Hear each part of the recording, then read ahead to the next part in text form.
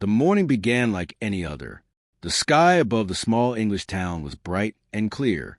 People filled the streets, carrying coffee cups, shopping bag, and briefcases as they headed toward another ordinary day. Nothing unusual seemed about to happen. At exactly 9:17 a.m., Martin Reeves unlocked the front door of his electronics store. He had owned the shop for nearly 15 years. Every morning followed the same routine. Open the door, switch on the lights, check the inventory, serve customers.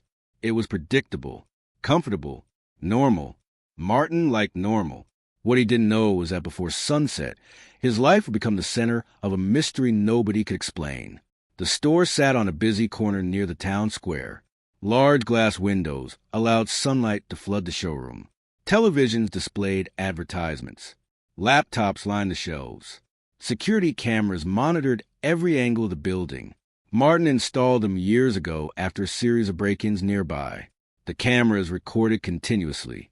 Nothing escaped them, or so everyone believed. Around 10:30 a.m., business picked up. Customers entered and left throughout the morning. An elderly couple purchased a new tablet. A university student bought headphones. A delivery driver dropped off several packages. Everything appeared completely ordinary. Then a woman entered the shop. At first glance, she looked unremarkable. Mid-30s, brown coat, dark hair tied neatly behind her head. She carried no purse, no shopping bags, no phone. Martin noticed her because she paused near the entrance and slowly looked around the room. Not suspiciously, more like someone searching for a familiar place. She spent several minutes examining products. Then she approached Martin. "Excuse me," she said politely. "Have we met before?" Martin smiled. "I don't think so." The woman stared at him. For a brief moment, her expression changed, almost as if she had expected a different answer. Then she smiled. "Sorry, you just look familiar." Martin laughed. "It happens." The woman nodded. "Thank you." Without buying anything, she walked away. Martin watched her leave. The interaction felt strange. Not alarming, just unusual. Within minutes, he forgot about it. The rest of the day passed normally. Customers came and went. Orders were processed. Repairs were completed. By late afternoon, Martin was preparing to close. That was when his assistant, Chloe, called from the office. "Martin, can you come here?" Something in her voice sounded worried. He immediately walked to the back room. Chloe sat in front of a monitor, connected to the security system. Her face had turned pale. "What's wrong?" Martin asked. She pointed at the screen. "You need to see this." Martin looked. The monitor displayed footage from the morning. The woman in the brown coat appeared near the entrance. Martin shrugged. "The customer from earlier." "Watch carefully," Chloe replied. Martin leaned closer. The woman entered the store. She looked around. She walked toward the center aisle. Everything seemed normal. Then Chloe paused the video. Martin frowned. "What am I looking at?" Chloe enlarged the image. Martin's confusion instantly became concern. The woman cast no reflection. The glass display beside her reflected customers. Shelves. Products. Sunlight. Everything. Except her. Martin blinked. "That's impossible." Chloe nodded slowly. "I know." Martin assumed it was a technical glitch. A camera issue. Some strange reflection problem. There had to be a logical explanation. There always was. "Check another camera," he said. Chloe already had. She switched angles. The woman appeared again. Different position. Different camera. Same result. No reflection. The room suddenly felt colder. Martin stared at the screen. His rational mind searched desperately for answers. Nothing made sense. "Show me again." The footage replayed. The woman moved naturally. She interacted with customers. She walked through sunlight. She touched products. Yet every reflective surface ignored her existence. Mirrors showed empty space. Glass displayed only the background behind her. It looked as though reality itself refused to acknowledge she was there. Martin rubbed his forehead. "This has to be edited." "It isn't," Chloe said. "I checked the original files." Silence filled the office. Neither knew what to say. Finally, Martin forced a laugh. some camera malfunction. But his voice lacked confidence. Chloe noticed. So, did he? That evening, after closing, Martin took a copy of the footage home. His wife, Rebecca, listened patiently while he explained everything. She expected to see some simple technical error. Instead, she watched the footage 3 times. By the end, she looked unsettled. Have you ever seen her before? No. Maybe she's some kind of internet prankster. Without a reflection? Rebecca had no answer. That night, Martin struggled to sleep. The image replayed endlessly in his mind. The woman's calm smile. Her strange question. Have we met before? The next morning, he arrived early. He intended to forget the whole thing. Life was busy. The store needed attention. Customers didn't care about mysterious video footage. For several hours, everything seemed normal. Then, shortly after noon, Chloe rushed toward him. Her face looked even paler than before. Martin, what now? She pointed toward the front window. Martin turned. His stomach tightened instantly. Standing across the street was the same woman. The brown coat, the dark hair, the same calm expression. She wasn't moving. She wasn't shopping. She wasn't talking to anyone. She was simply watching the store. Watching him. Martin stepped outside. Traffic moved normally between them. People walked past without noticing her. He crossed the street. The woman remained still. For a moment, neither spoke. Then she smiled. The exact same smile from the previous day. You saw the recording, didn't you? She asked. Martin froze. Every sound from the busy street seemed to disappear. His heart pounded. How do you know about that? The woman glanced toward the sky, then back at him. Her answer made no sense, yet somehow sounded terrifyingly sincere. Because that's not the impossible part. And before Martin could ask another question, a city bus passed between them. Only for a second. One brief second. But when the bus moved on, the woman was gone. Not walking away. Not running. Gone. The pavement stood empty. The crowd continued moving. Nobody reacted. Nobody seemed surprised. Martin spun in every direction. There was nowhere she could have gone. No alley. No doorway. No side street. Nothing. For the first time in his life, Martin felt genuine fear. Because deep inside, he realized something. The security footage wasn't the mystery. It was only the beginning. And whatever had entered his store knew far more about him than it should. Martin stood frozen on the pavement. The woman had vanished. Not walked away. Not slipped into a doorway. Simply disappeared. The busy street continued as if nothing unusual had happened. People carried shopping bags. Cyclists passed by. A delivery van stopped near the corner. Nobody appeared concerned. Nobody seemed to have noticed. Martin hurried toward the spot where she had been standing. He searched every direction. Nothing. The woman was gone. His pulse raced as he returned to the store. Chloe immediately noticed his expression. You saw her, didn't you? Martin nodded. I spoke to her. Chloe looked shocked. What did she say? Martin hesitated, then repeated her words. She said the recording wasn't the impossible part. Silence filled the room. Neither of them understood what that meant, but both felt certain it wasn't a joke. For the rest of the afternoon, Martin struggled to focus. Customers asked questions. Phones rang. Repairs needed attention. Yet his thoughts remained fixed on the mysterious woman. Who was she? How did she know about the footage? And what could possibly be stranger than someone who appeared on camera without a reflection? At closing time, Martin locked the doors and headed directly to the security office. He wanted answers. The cameras had recorded every second of the day. Surely they had captured something useful. For nearly 2 hours. He reviewed footage. Nothing seemed unusual. Customers entered. Customers left. Employees worked. Everything appeared normal. Then he noticed something strange. Something he had completely missed before. The woman wasn't the only unusual thing in the recording. At exactly 10:34 a.m., she stopped near a display of laptops. For 3 seconds, every clock visible on camera showed the wrong time. Martin paused the footage. His eyes widened. The wall clock, the register clock, the digital display above the entrance. All of them suddenly jumped ahead by exactly 6 minutes. then instantly returned to normal 3 seconds later. No explanation, no warning, no obvious cause. Martin replayed the footage. Again and again, the result never changed. The clocks behaved impossibly. Only during the moment the woman stood near them, his skin prickled. The next morning, Martin contacted a security specialist, a man named Oliver Grant. Oliver had spent years installing surveillance systems throughout Britain. If anyone could identify a technical issue, it was him. After examining the footage, Oliver frowned. This shouldn't be possible. Martin sighed. That's what everyone keeps saying. Oliver pointed at the monitor. The cameras aren't malfunctioning. What do you mean?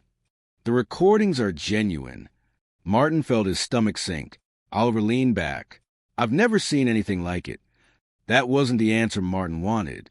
By lunchtime, word of footage had quietly spread among employees. Soon friends heard about it, then relatives, then neighbors. Everyone had a theory. Some blamed software errors. Others claimed it was an elaborate prank. A few suggested something far stranger. Martin rejected all of them. He wanted facts, not guesses. 3 days later, another strange event occurred. This time, dozens of people witnessed it. A crowded Saturday afternoon filled the town square. Families enjoyed the warm weather. Street musicians performed near cafes. Children chased pigeons across the pavement. Martin stood outside his store talking with Chloe. Then someone shouted, "Look at the clock."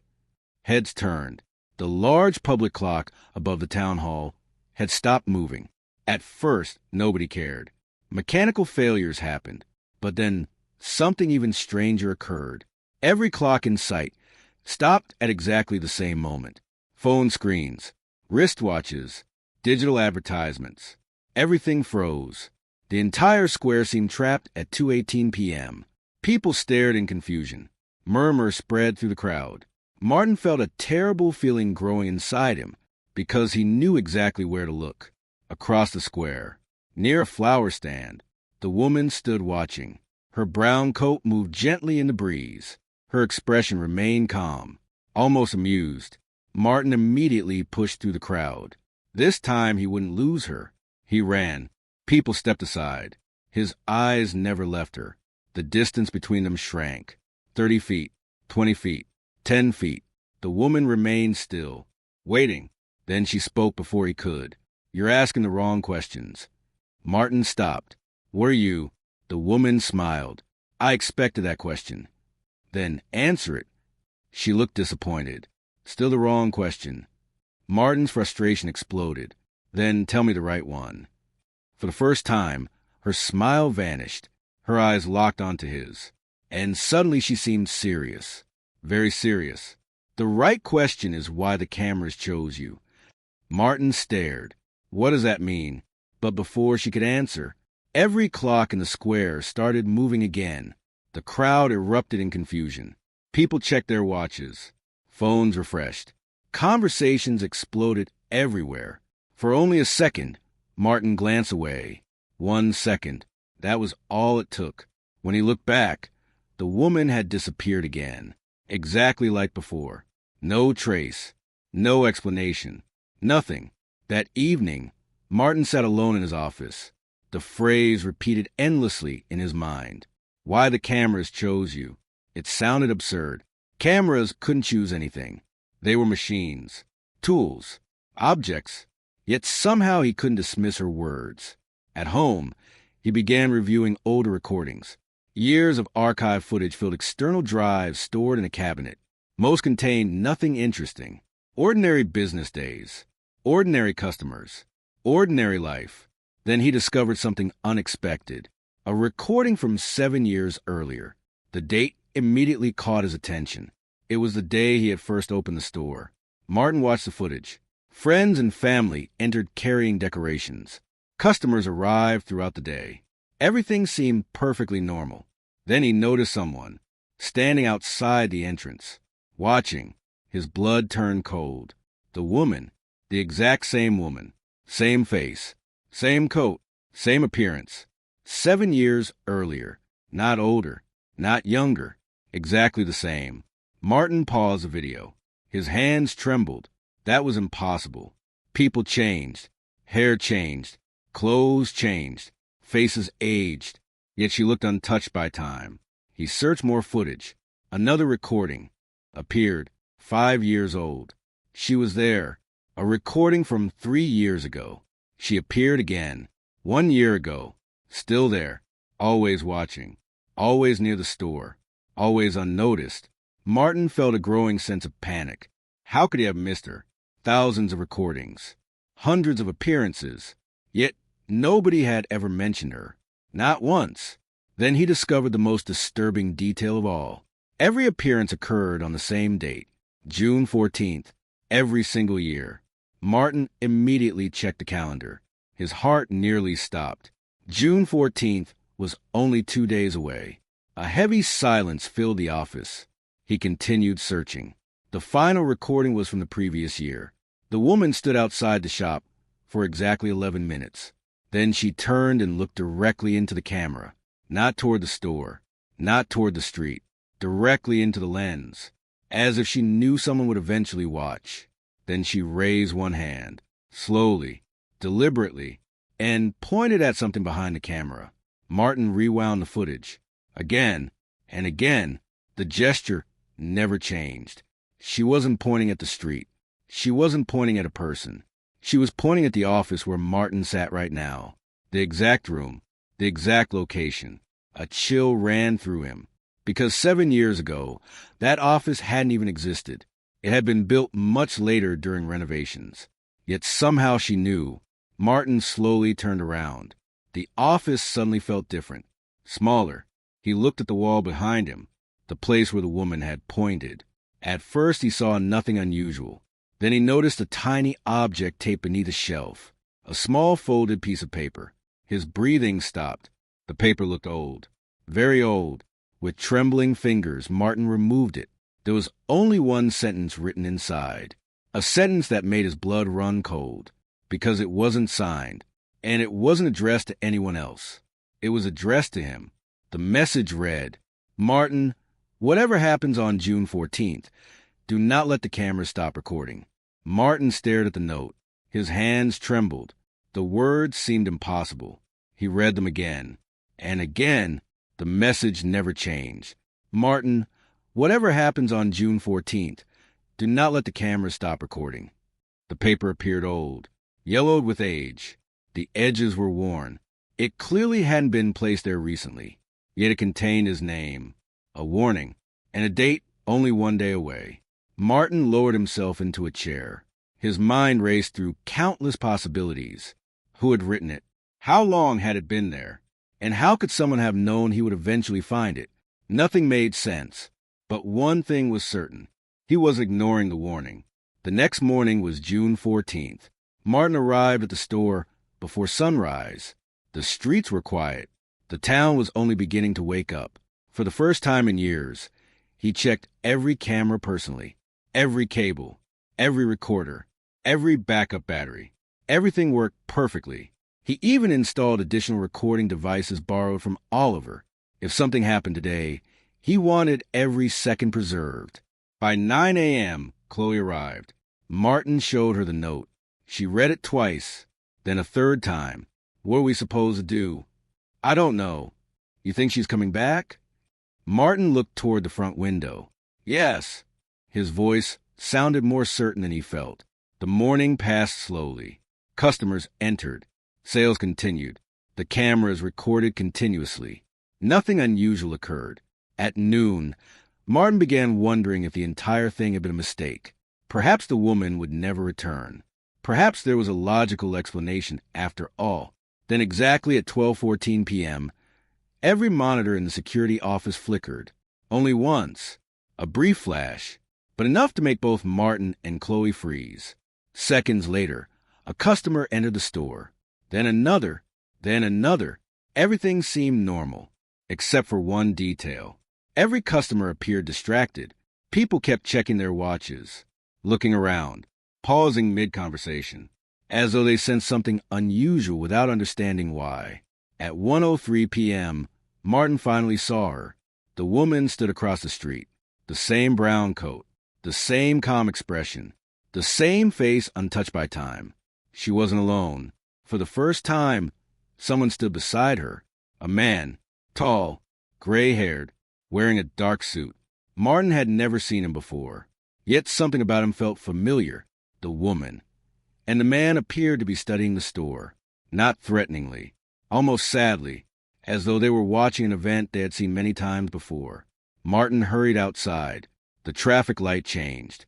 Cars moved past. For a few moments, he lost sight of them. Then he crossed the road. The woman remained where she was, waiting, just as before. "You came?" Martin said. The woman nodded. "I always do." The answer sent a chill through him. What does that mean? Instead of responding, she looked toward the store. "The cameras are recording?" "Yes." "All of them. Every single one." For the first time, she looked relieved. The gray-haired man stepped forward. His eyes never left Martin. "You followed the instructions." Martin frowned. "What instructions?" The man exchanged a glance with the woman. Then he smiled slightly. "The note." Martin's heart pounded. "You wrote it?" The man shook his head. "No." "Then who did?" The answer arrived immediately. "You did." Martin laughed nervously. "What?" "You wrote the note." The woman nodded. "Just not yet." Silence. The busy street noise seemed distant, unreal. Martin stared at them. Neither appeared to be joking. Neither appeared confused. Both looked completely serious. "That's impossible." The gray-haired man sighed. "That's what everyone says." The exact words Martin himself had repeated countless times. Before he could ask another question, a loud gasp erupted from somewhere behind him. People were pointing, shouting, stopping in the middle of the pavement. Martin turned and saw something that defied explanation. Every screen in the electronics store had switched on simultaneously. Televisions, tablets, computer monitors, all displaying the same image. The security camera feed. Customers crowded around the windows. Traffic slowed. Pedestrians stopped. Everyone stared. Martin ran back toward the store. The woman and the man followed. Inside, dozens of screens showed footage from camera 4. A camera aimed directly at the front entrance. The image appeared normal.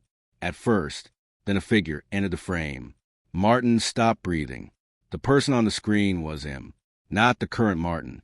An older version. Perhaps 20 years older. Gray hair. Wrinkles. A tired face. But unmistakably Martin. The entire store fell silent. Customers stared. Employees stared. Nobody spoke. The older Martin looked directly into the camera, as though he knew millions of eyes might one day watch. Then he began speaking. "There isn't much time." His voice echoed through every speaker. Present-day Martin felt his knees weaken. The older version continued. "If you're seeing this, the recording worked." Chloe covered her mouth. Several customers backed away. Nobody could believe what they were witnessing. The older Martin looked exhausted, yet determined. "I know you're frightened." He paused. "But you need to listen carefully." The image flickered, then stabilized again. The woman isn't a mystery. The camera zoomed slightly. The cameras aren't a mystery either. A deep silence filled the store. The older Martin took a breath. The impossible thing isn't what they recorded. His expression changed. Almost sad. It's what they're recording right now. Confused murmurs spread through the crowd. Nobody understood. Then the older Martin turned sideways and pointed behind him, toward a large digital clock visible in the recording. The clock displayed a date, June 14th, 20 years in the future. Gasps erupted everywhere. Martin felt dizzy. The footage wasn't old. It wasn't archived. It wasn't pre-recorded. It was happening in the future. And somehow the cameras were receiving it now. The older Martin faced the lens again. If this message reached you, then history can be changed. The woman closed her eyes, as though she had heard these words before, many times. The older Martin continued. Every year the cameras create a connection. His voice shook, a bridge between moments. The image briefly distorted. The woman and the man discovered it first. Martin looked toward them. Neither denied it. Neither seemed surprised. We've been trying to stop what's coming. The older Martin's face darkened, but every attempt failed. The crowd listened in stunned silence. Then came the sentence nobody expected, because the disaster was never physical. Martin frowned. What disaster? The future recording answered. Memory. People exchanged confused looks. The older Martin continued. 20 years from now, something happens. His voice grew quieter. The world doesn't end. It forgets. The room fell completely silent. Names disappear. Faces disappear. Entire lives vanish from memory. Families wake up unable to remember each other. History begins collapsing. The future Martin looked directly into the lens. We spent years searching for answers, and eventually we found them. The screen flickered again. The image became unstable. The older Martin spoke faster. The cameras are preserving reality. They remember when people cannot. A loud electronic crackle interrupted him. The image distorted violently. Lines spread across every screen. The future Martin realized time was running out. He leaned closer. There's only one way to stop it. Present-day Martin stepped toward the monitor. What is it? The older version smiled. A small, tired smile. Then he spoke 6 words. 6 words that changed everything. You must let us be remembered. The screen suddenly went black. Every television, every monitor, every display, gone. The entire store stood motionless. Nobody moved. Nobody spoke. Outside, the town remained unchanged. Cars continued passing. People continued walking. The sun still shone brightly overhead. Everything looked normal. Yet Martin knew nothing would ever be normal again, because he finally understood. The woman had never been haunting the cameras. The cameras had been reaching across time, trying desperately to deliver a message. And now that message had arrived, but it had also created a far greater mystery. Who were the woman and the gray-haired man? Why had they spent years appearing on the recordings? What exactly would happen 20 years in the future? And most importantly, what did it mean to let us be remembered? As Martin stared at the dark screens, the woman quietly approached him. For the first time, there was genuine emotion in her eyes. Not fear, not sadness, hope. Then she whispered 4 words. Words that would begin the next chapter of the mystery. We finally reached you.